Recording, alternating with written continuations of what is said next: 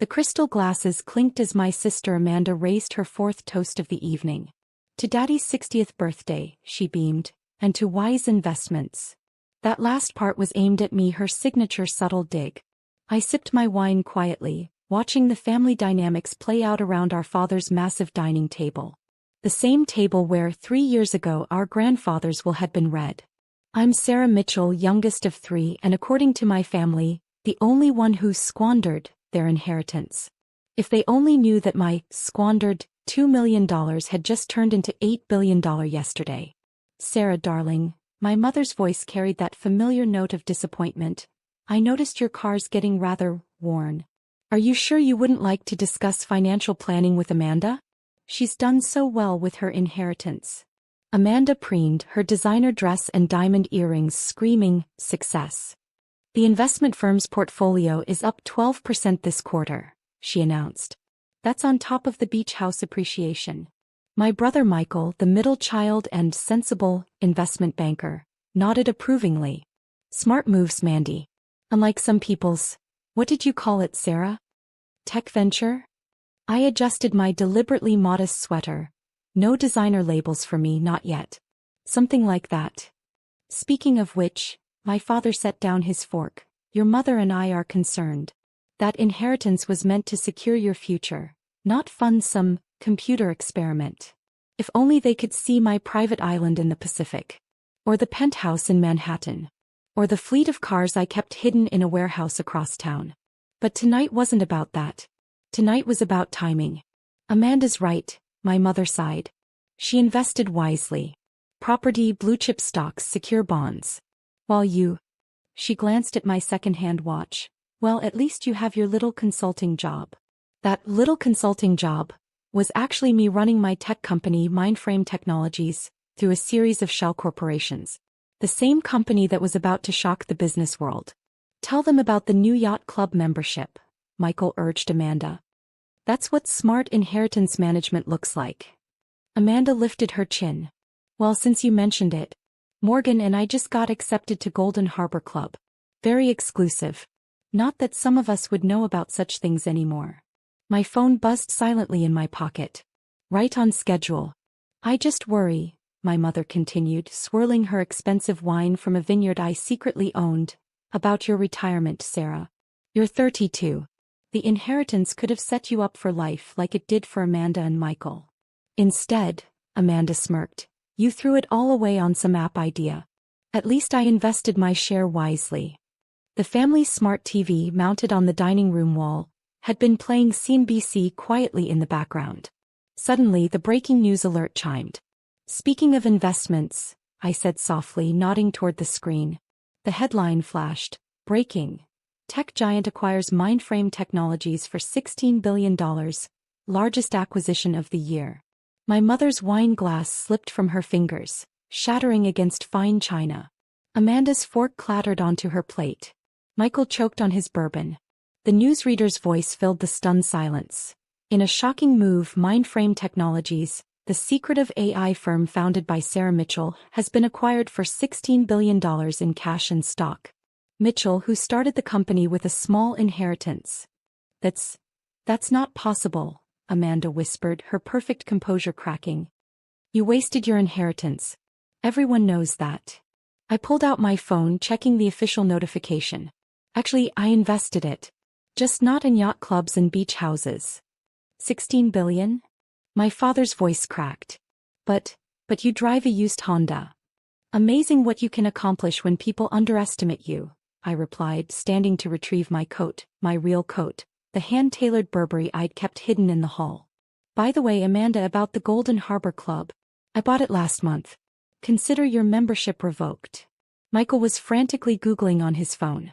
There's more, he said weakly. Forbes. Wall Street Journal. They're all running the story. Tech's hidden billionaire.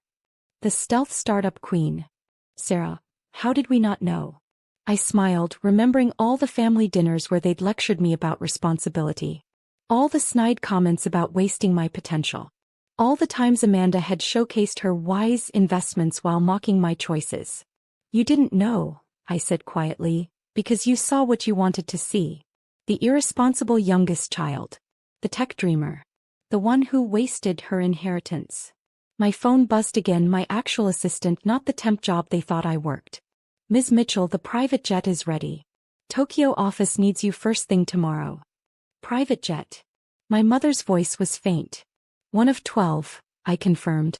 Along with properties in 7 countries, a tech campus larger than Google's, and yes, Amanda, a much bigger yacht than the one you bragged about last Christmas. Amanda's perfect makeup couldn't hide her shock. But you live in that modest condo.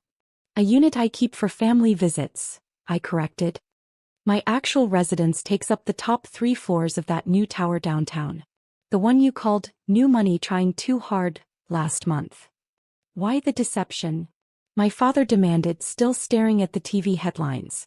Because you taught me something valuable, I replied, checking my real watch. A Patek Philippe worth more than Amanda's beach house. Success is sweetest when no one sees it coming.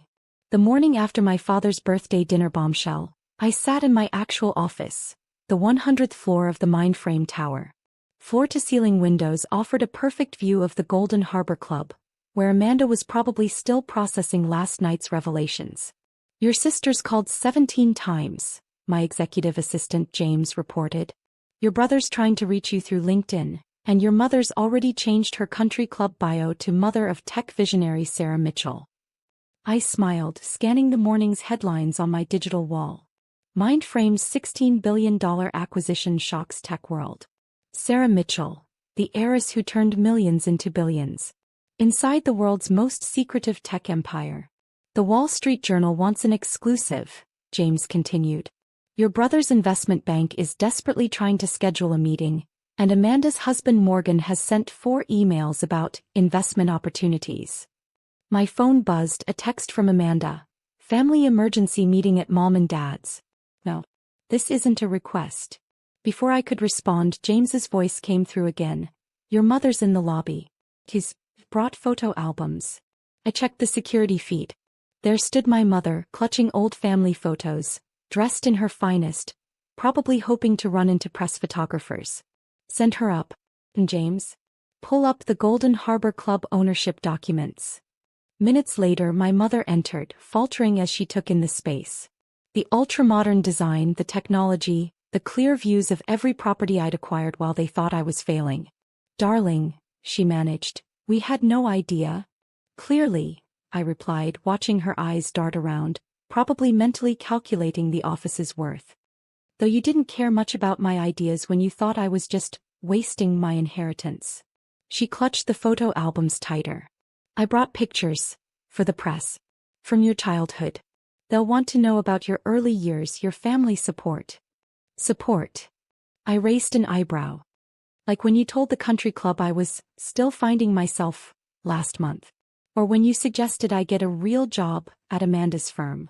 We were worried about you. Living in that small condo, driving that old car. While building this, I gestured to the empire around us.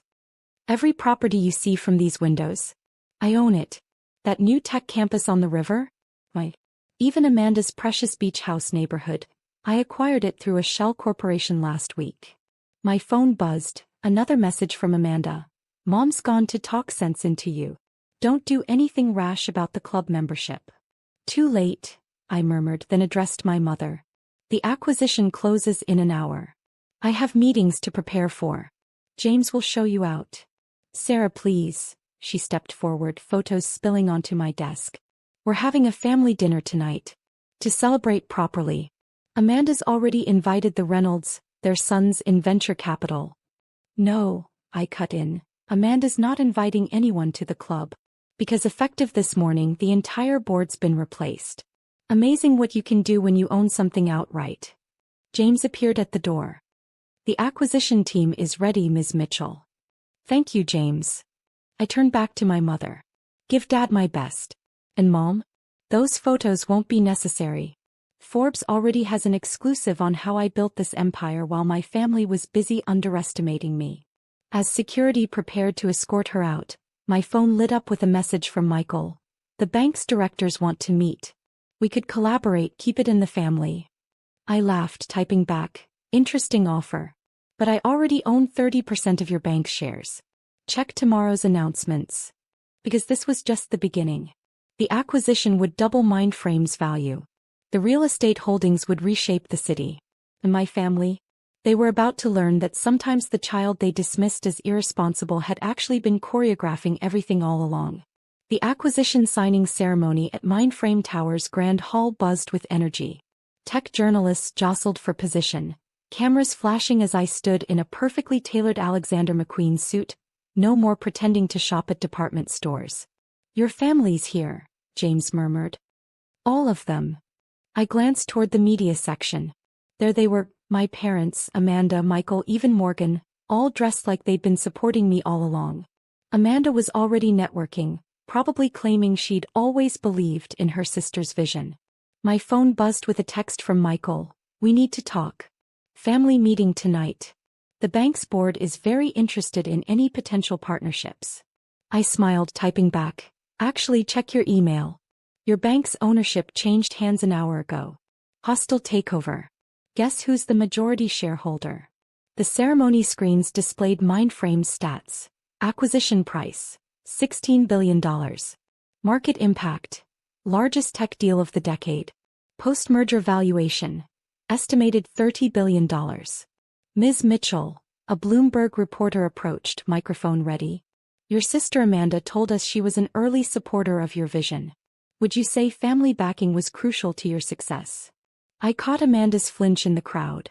"Actually," I replied, loud enough to carry, "I succeeded despite my family's constant criticism. They thought I'd wasted my inheritance. Sometimes the best motivation is proving everyone wrong." Mother's social smile cracked slightly. Michael's banking portfolio nearly slipped from his manicured fingers. 2 minutes to signing," James announced. I stepped to the podium, remembering all the family dinners where they'd mocked my computer hobby. All the holiday gatherings where they'd showcased Amanda's wise investments. All the times Michael had lectured me about responsible money management.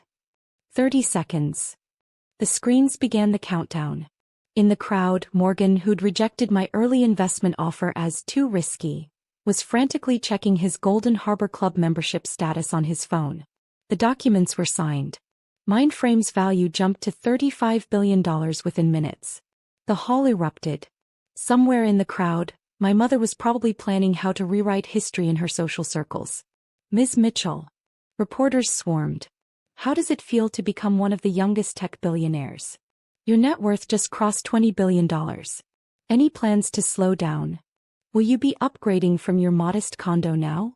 I smiled, adjusting my Cartier watch, the one I'd kept hidden during years of family criticism. Actually, that condo was just for show. Like that old Honda and the secondhand clothes. Success is sweetest when everyone underestimates you. James appeared at my elbow. "Board meeting in 10. And Amanda's trying to schedule a family celebration at the Golden Harbor Club. Tell her the club's closed for renovation," I replied. "Indefinite renovation. Oh, and her beach house? The neighborhood's being rezoned. For my new tech campus." The ceremony screens showed the final numbers. My phone buzzed constantly, distant relatives, old friends, former critics all scrambling to connect. A message from Amanda caught my eye. "The club members are panicking. Please, we can discuss this." "Should have thought about that before spending 3 years mocking my investments," I murmured. As security cleared a path through the media, I caught sight of my father trying to reach the executive area. Time to show him what his irresponsible daughter had really built. The Mindframe executive floor was a testament to everything they'd dismissed. State-of-the-art everything, priceless art and views that made Amanda's beach house look like a pool shed. "Sarah," my father stepped forward, "this is incredible. But surely we can discuss this as a family." "Family?" I laughed softly. "We're only family now because I'm worth billions. Funny how that works." I walked to my window wall, surveying the city I'd reshaped while they thought I was failing. "That inheritance you thought I wasted? I turned it into this. Every building you see, every company you know, every success you mocked, all part of my plan." "But why the deception?" Mother whispered. "Because you taught me something valuable," I turned back. "Success isn't about impressing family. It's about proving them wrong, even if you have to do it in secret while they ridicule your choices." Amanda stepped forward, her socialite training kicking in. About the club membership. Is permanently revoked, I finished. Consider it payback for all those times you bragged about your wise investments while mocking mine. You can't just. Michael started. Surely I can. And I am. I pressed a button, displaying Mindframe's full portfolio on my digital wall. While you were pitching me mutual funds, I was building this. Every acquisition, every property, every success you were too busy judging to notice. The stock tickers caught everyone's eye, my net worth passing $25 billion. Now, I checked my watch. I have a board meeting. We're discussing which companies to acquire next. James will show you out. Wait, Mother reached for my arm. The Reynolds are hosting a celebration dinner tonight. Everyone who's anyone. Everyone who doubted me? I raised an eyebrow. Everyone who dismissed my dreams. No thanks. My private jet's waiting, Singapore office needs attention. Private jet? Amanda whispered. A fleet of them, I confirmed. Though you probably missed that detail while bragging about your timeshare in the Hamptons. As security arrived to escort them out, Father turned back. Princess, please. We can fix this. No need, I smiled. I already fixed it. Built a billion-dollar empire, reshaped the entire city, and proved every doubt wrong. But hey, at least now you have something real to brag about at the country club. Oh wait. I own that too. After they left, James brought in the final reports. Acquisitions complete. You're trending worldwide. And your mother's already updated her social media to include proud mother of tech pioneer in her bio. I laughed, remembering all the times she'd avoided mentioning my career at social events. Let her. Success is the best revenge, especially when it comes with the power to reshape their entire world. My phone buzzed one last time, a message from Amanda. Family dinner Sunday. Please. We need to make this right. I typed back. Can't make it. Too busy running the empire you said I'd never build. But feel free to discuss my success without me, you've had plenty of practice discussing my failures. Looking out over my city, watching the sun set behind buildings I owned, I smiled. Sometimes the best revenge isn't proving people wrong. It's succeeding so spectacularly that they have to live with knowing how wrong they were. And I was just getting started.